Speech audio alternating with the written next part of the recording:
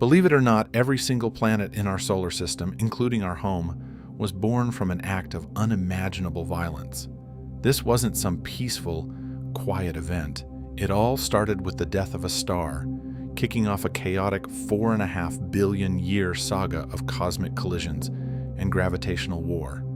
This is the story of how that chaos was forged into the worlds we know, the violent birth of every planet, explained. Let's rewind the clock about 4.6 billion years. Back then, there was just a huge cold cloud of gas and dust twisting through space. This was the solar nebula, basically, the raw materials for everything. But for millions of years, it was just a random collection of hydrogen, helium, and heavier stuff coughed up by that long-dead star.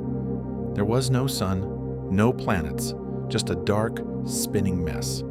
So, the big question is, how did this complete mess ever become the intricate and stable solar system we see today? The answer started with the one force that can tame the cosmos: gravity.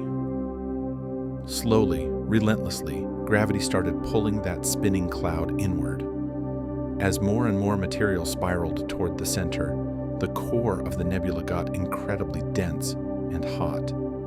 Think of it like a cosmic snowball effect.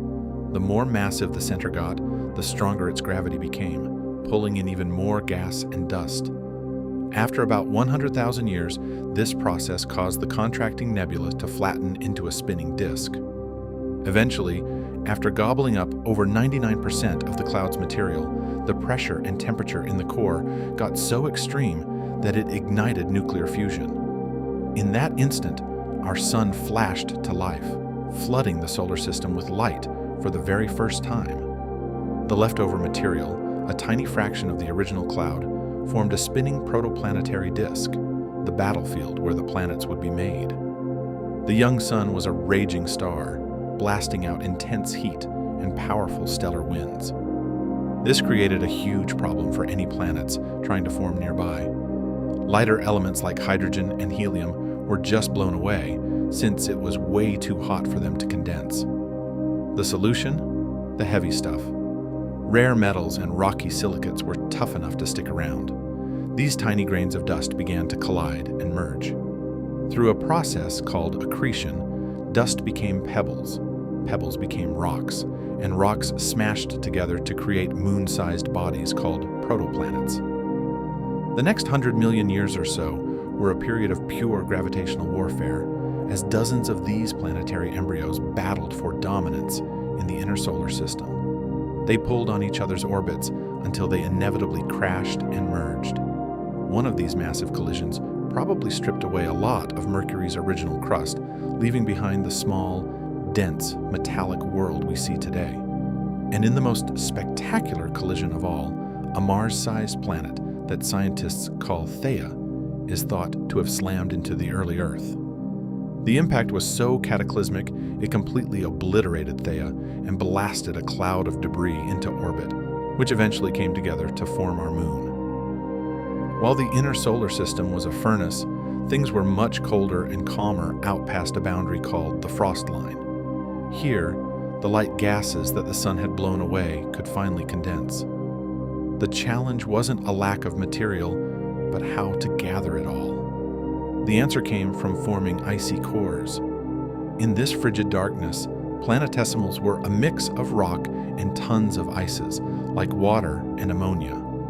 These cores grew incredibly fast, and once they got big enough, their gravity was powerful enough to start pulling in the huge amounts of hydrogen and helium gas all around them. Jupiter formed first and fastest, growing so massive you could fit 1,000 Earths inside it. Its immense gravity sculpted the entire solar system, even preventing a planet from forming in what is now the asteroid belt.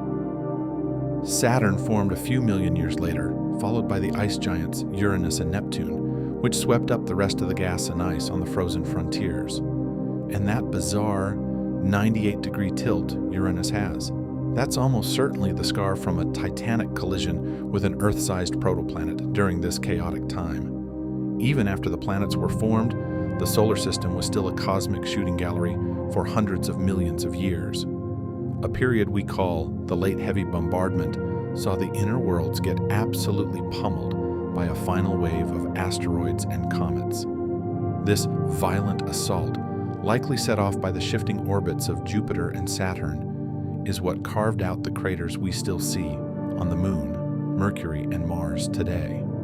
But on Earth, this cosmic delivery service may have brought the water and organic compounds that were necessary for life to begin. From the death of one star came the birth of another, and from that star's fiery, violent formation, a family of worlds was forged in fire and ice. When you think about it, the story of our solar system is an incredible reminder that order can come from chaos, and that our seemingly peaceful home was born from unimaginable violence. The scars of this ancient past are a testament to the epic journey every single planet took, including our own. If you love these deep dives into the epic stories of our cosmos, make sure you subscribe for more journeys through space and time.